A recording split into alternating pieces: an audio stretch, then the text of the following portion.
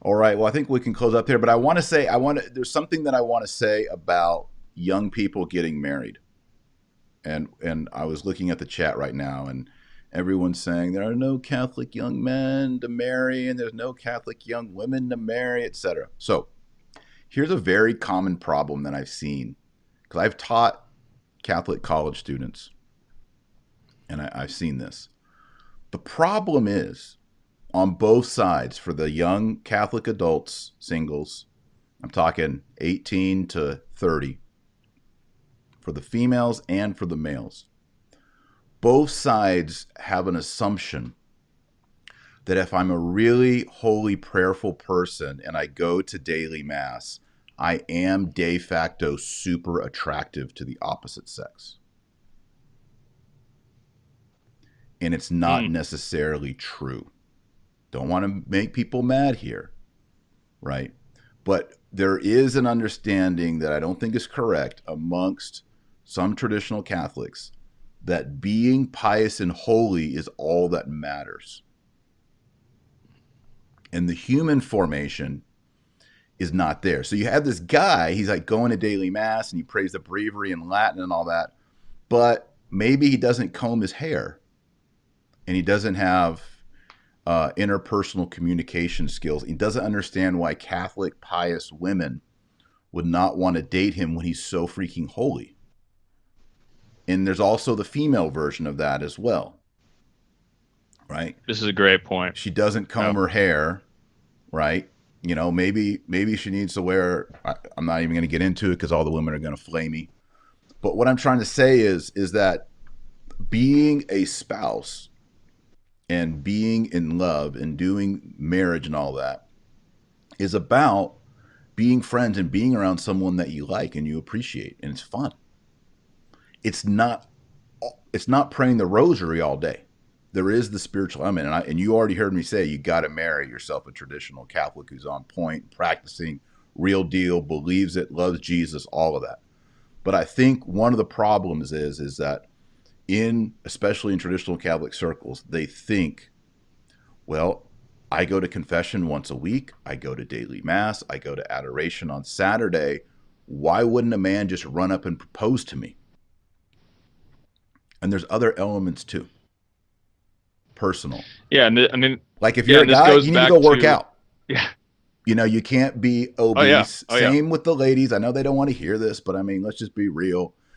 You need to have hobbies. Have if you're a guy, maybe you're into woodworking or you do some kind of sport or these kind of things.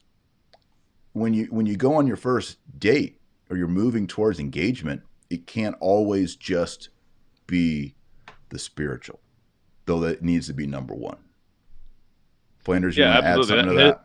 yeah, yeah. I mean, this is just the overthrow of all customs.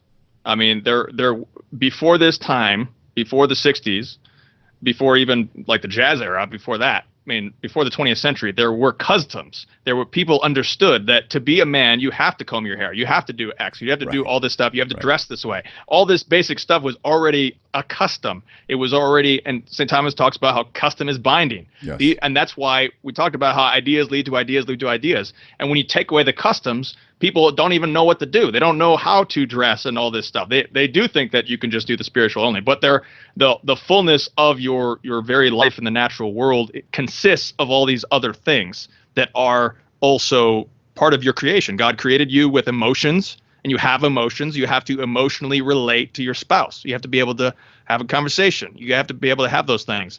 And so, yeah, I think what you're saying, that's a very, very important point, because it's easy also to sort of denigrate that as being less spiritual or something, but it is spiritual too, because it's part of you. It's part of who you are, who God you to be. You need to get in touch with what's your temperament, understand your weaknesses emotionally, different things like that.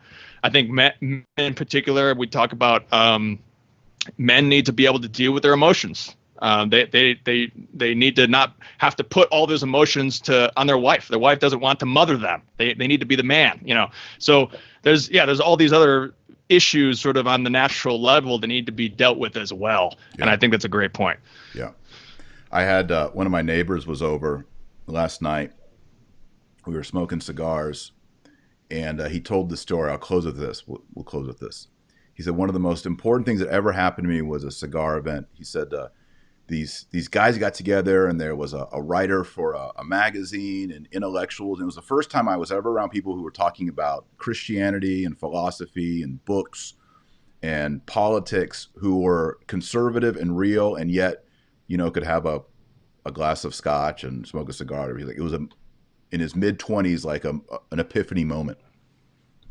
And I asked him if I could share this story one day, and it happened to be the very next day. So he says, at one of these events, this guy who was really smart, he wrote for a magazine. He said, "What are you doing for Thanksgiving?" He said, "Well, I lost my job, so I'm unemployed, but my mom bought me a ticket. I'm going to go home for Thanksgiving and spend it with my mom. She's going to take care of me." And the guy said to him, "Men take care of their mothers, and mothers take care of little boys. And this is the men's table." And he said, I was so pissed. I was so mad. I just left. I walked out. And they didn't say I had to leave. He didn't say I couldn't sit there. But he just shamed me in front of all the other men. And I went home and I sat in my apartment all weekend and stewed. I was so mad. And then I just realized I can't just go home and hang out with my mom. I got to get my life together. Got to get a job. Got to build up things. And I can't just take handouts from my mom. And he goes, and that totally changed my life. And that's a great story.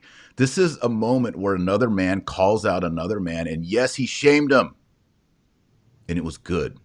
It was good. Sometimes women don't understand that men have to be shamed. And he goes, that changed the course of my life. And later on, I saw that guy. I was like, hey, I took what you said to heart. I didn't go home. I paid my mom back for that ticket. I didn't go home, and I got a job, and I'm on course and all that. And he goes, and guess what that guy said? Good. So what? It's kind of like you were in the negatives, and by doing that, you're now at zero. I'm not going to give you a cookie for doing the right thing. Yeah, and that's the patriarchy. That's what that's the patriarchy does. Guys. The patriarchy turns the man into the boy because the other way around. Oh, you said the matriarchy. Sorry.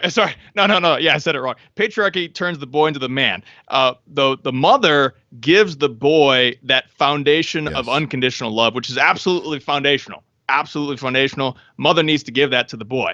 But eventually the boy does need to become a man. Yes. And that relationship with his mother changes dramatically, where he is not being taken care of by her, but he's taking care of her. And bringing relationships with women in marriages and whatnot is that they want to continue that mother relationship, and that's the problem. This is what, like, I've had one woman tell me one time, we don't want to mother our men. Yes, that's what repulses women. It's is that they have to mother a man. They want a man. It makes women grossed out.